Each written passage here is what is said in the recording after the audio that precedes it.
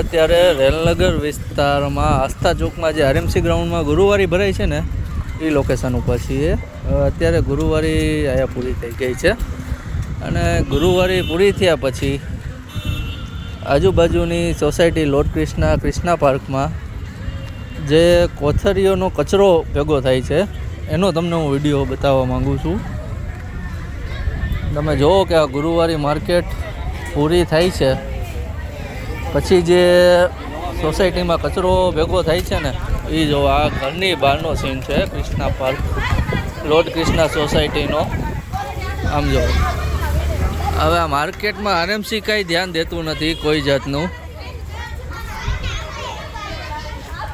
આ અત્યારે હજી 30-40% કચરો જ ભેગો થયો છે. હજી સવારે તમે આવો ને એટલે તમને એમ થાય કે આ દરિયો છે કોથળીઓનો.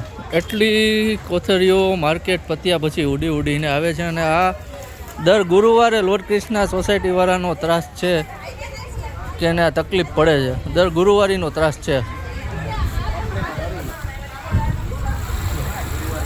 અત્યારે આ લેડીઝ બધા ભેગા થયા છે આનો વિરોધ કરવા માટે.